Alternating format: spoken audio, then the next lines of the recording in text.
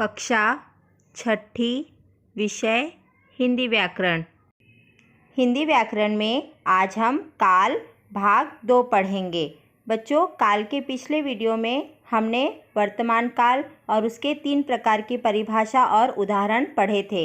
इस वीडियो में हम शेष 2 प्रकार के बारे में पढ़ेंगे। अब बच्चों, हम भूतकाल के बारे में पढ़ेंगे। सबसे पहले भूतकाल की परिभाषा पढ़ेंगे। क्रिया के जिस रूप से बीते हुए समय का पता चलता है उसे भूतकाल कहते हैं। अर्थात बच्चों, जब हमें यह पता चले कि क्रिया बीते हुए समय में हुई है तो उसे भूतकाल कहते हैं। भूतकाल के 3 प्रकार होते हैं। पहला सामान्य भूतकाल, दूसरा अपूर्ण भूतकाल और तीसरा पूर्ण भूतकाल। अब हम सामान्य भूतकाल की परिभाषा पढ़ेंगे। क्रिया के जिस रूप से यह पता चलता है कि क्रिया बीते हुए समय में हुई है, लेकिन इनके पूरे होने या न होने की कोई जानकारी नहीं है, तो क्रिया के ऐसे रूप को सामान्य भूतकाल कहते हैं। अर्थात बच्चों, जब हमें वाक्य में यह पता चले कि क्रिया जो है वह बीते हुए समय में हुई है, लेकिन क्रिया हमारी पूरी हुई है या अधूरी रह गई है, इस बात की कोई जानकारी ना हो, तो क्रिया के ऐसे रूप को सामान्य भूतकाल कहेंगे। जैसे पहला उदाहरण है, बच्चे रेत का घर बनाने में जुट गए। अब बच्चों, इस वाक्य में क्रिया हुई है घर बनाने की। अब इस वाक्य में हमें सिर्फ यह पता चल रहा है कि क्रिया कौन सी हुई है, लेकिन जो उनके घर बनाने का काम शुरू हुआ था वह पूरा हुआ है या अधूरा रह गया है, इस बात की कोई जानकारी नहीं है, तो यह हमारा सामान्य भूतकाल होगा। दूसरा उदाहरण है, कमल ने प्रतिज्ञा की। अब बच्चों, इसमें प्रतिज्ञा करने की क्रिया हुई है, लेकिन क्रिया पूरी है या अधूरी रह गई है, इस बात की कोई जानकारी नहीं है, इसलिए यह भी हमारा सामान्य भूतकाल होगा। सामान्य भूतकाल में क्रिया के अंत में आ, ई तथा ए जुड़ा होता है। बच्चों, जैसे मैंने उदाहरण में आपको बताया था, बच्चे रेत का घर बनाने में जुट गए, वहाँ पर ए आया है, इसलिए वह सामान्य भूतकाल है। दूसरा उदाहरण था, कमल ने प्रतिज्ञा की। यहाँ पर भी की, ई की मात्रा आई थी, इसलिए यह भी सामान्य भूतकाल था। तो बच्चों, यह जो आ, ई और ए है, यह सामान्य भूतकाल पहचानने के चिन्ह होते हैं। दूसरा प्रकार है अपूर्ण भूतकाल। सबसे पहले परिभाषा पढ़ेंगे।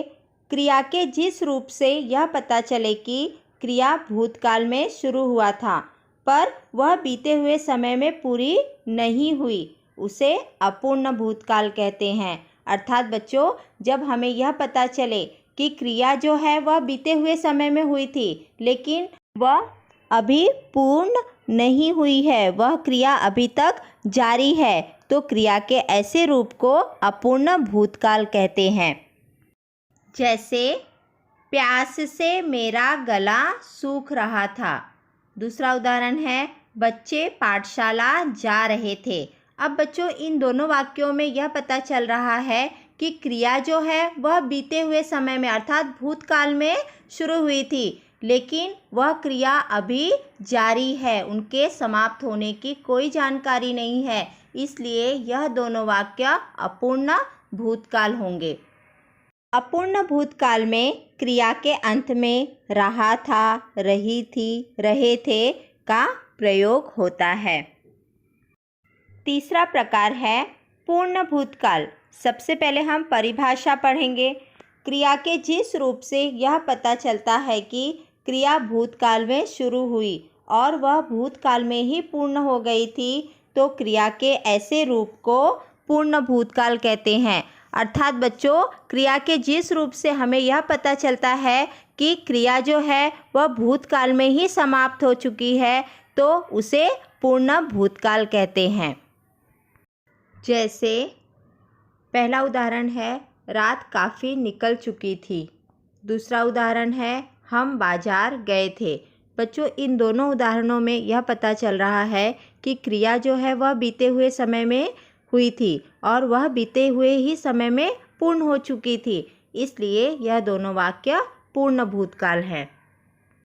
पूर्ण भूतकाल में क्रिया के अंत में आ था, ई थी, ए थे का प्रयोग होता है।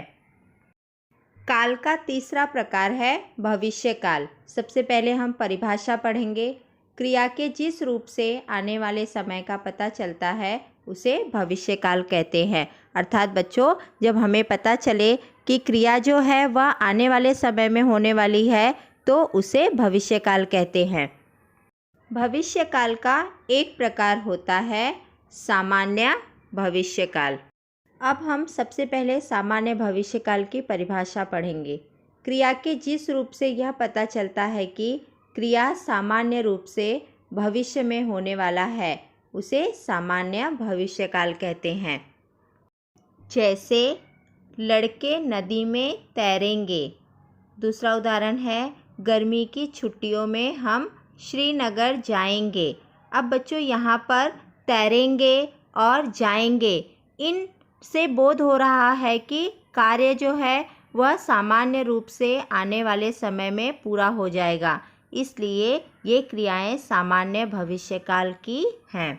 सामान्य भविष्यकाल में क्रिया के अंत में एगा, एगी, एंगे, ऊंगा, ऊंगी आदि का प्रयोग होता है।